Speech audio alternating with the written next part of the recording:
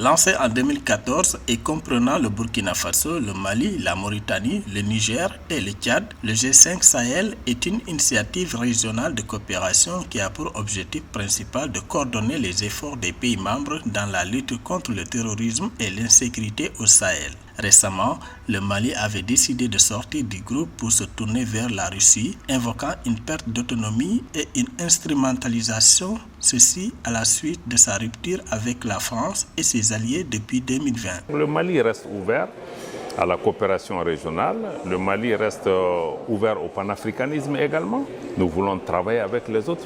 Mais ce que le Mali a dénoncé, comme lors de notre sortie du G5 Sahel, c'est l'instrumentalisation de nos organisations.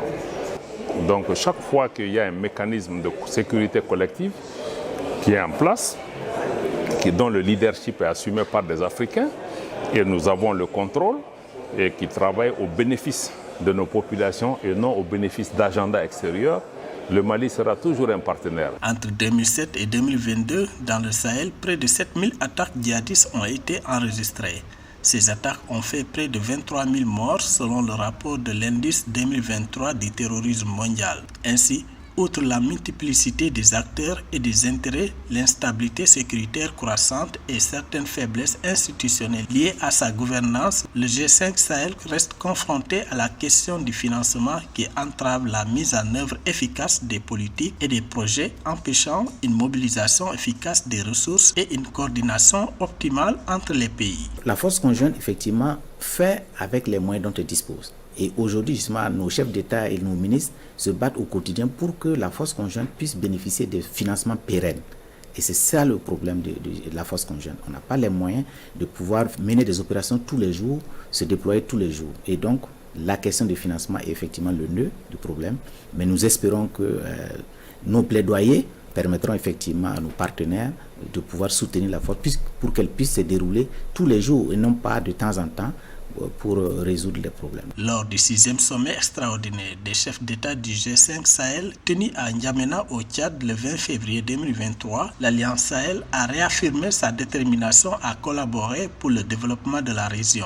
Le président tchadien Mahamat Idriss Déby Itno, passant le flambeau à la présidence à son homologue mauritanien Mohamed Ould Cheikh El Ghazouani, a exhorté à la cohésion régionale, jugée indispensable pour être à la hauteur des défis sécuritaires existants. Je voudrais ici m'incliner devant la mémoire de nombreuses victimes de la folie meurtrière qui sévit sous toutes les formes dans notre région depuis une décennie entière. Exprimer ma sincère compassion pour la souffrance qu'endurent de centaines de milliers de familles déplacées et réfugiées, tout en admirant la capacité de résilience de nos populations dans les zones soumises aux dictats terroristes.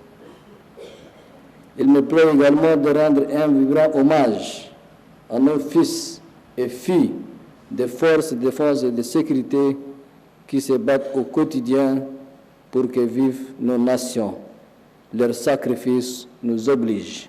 La situation sécuritaire en Afrique a conduit à la création de l'Alliance des États du Sahel, AES, par le Mali, le Burkina Faso et le Niger le 16 septembre 2023. Cette nouvelle alliance vise à assurer la défense collective des populations de ces États. Cette initiative survenue après le retrait du Mali du G5 Sahel en mai 2022 a suscité des interrogations quant à l'avenir de ce dernier et à l'émergence d'un G3 Sahel aux objectifs similaires mais avec une approche différente.